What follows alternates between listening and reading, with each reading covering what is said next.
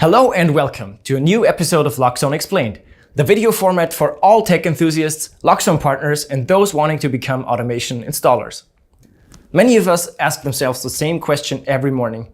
What's the weather going to be like today, and what should I wear? The first of these two questions can be answered by your Loxone building right when you wake up after a good night's sleep, with the lighting you choose.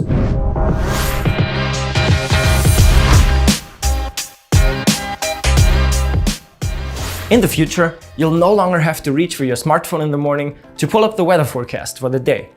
Your Loxone building will wake you up with the colored light that matches the weather of the day, so you know immediately what weather to expect and how to choose your clothing. The basis for this is our weather service, which passes on precise weather and forecast data to the mini server.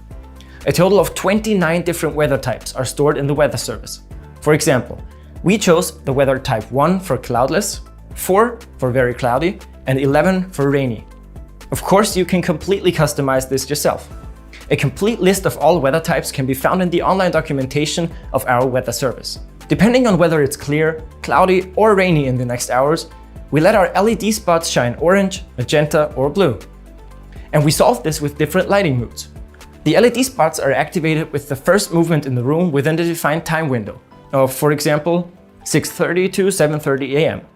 Of course, this time can also be adjusted individually. As a highlight, we also define a text-to-speech message that reminds us to take an umbrella when there is a forecast of rain. Don't forget your umbrella. And this is how it's all programmed in the config. We first take the lighting controller function block and create 3 different moods, giving each of them a corresponding ID: orange, magenta, and blue. We also connect our presence sensor. Likewise, we add the schedule function block and define the time when the light should shine in the corresponding color, 6:30 to 7:30. At the end of the running time, the schedule block sends a pulse to the off input of the lighting controller, so that it switches back to normal lighting mode.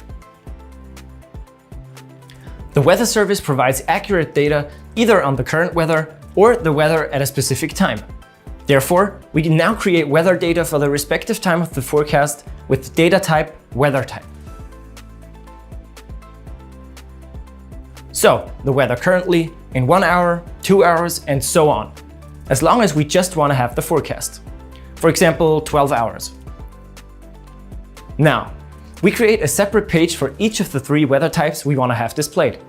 For each hour of weather data, we insert an equal function block and connect the weather data to its input. In the equal block, we define the number of the weather type we want to request, like for example 1 for cloudless, 4 for very cloudy, and 11 for rainy. In addition, we take an OR block, which we connect to the current weather and to each output of the equal blocks. Now we insert an AND function block, to whose inputs we connect the OR function block, as well as the schedule block.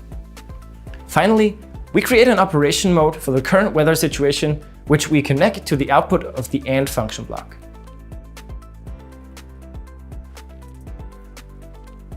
Briefly summarized, we now ask if the weather is clear at the moment, or if it will be clear at least once within the next 12 hours. And if yes, and if we are in the corresponding switching time, due to the schedule block, the operating mode clear is started. Back in the lighting controller block, we now define the priority with which the lighting scenes are switched on according to operational modes. In our example, the highest priority is rain. So if clear as well as cloudy and rainy, weather conditions are expected within the next 12 hours, the light will be switched on with blue for rain. However, you can set this individually according to your needs. Now, we still need to configure the text-to-speech message that should remind us of the umbrella. And for this, we take the block switch off delay and connect the presence sensor. We set the switch off delay to 5 minutes. Then, we insert a status block to which we connect the operating mode for rain as well as the switch off delay. And in the status block, we now define that both circumstances must occur, which means that both the switch off delay and the operating mode rain are active. If so, our self-defined text is output as TTS. To do this, we simply link a reference to the audio block in the room of choice. If you like this video, then please leave a thumbs up and subscribe to our channel so you'll not miss any videos in the future. And if you are professionally involved in automation projects yourself, then we would love for you to join us in making the world a greener place. Thanks for watching and see you next time.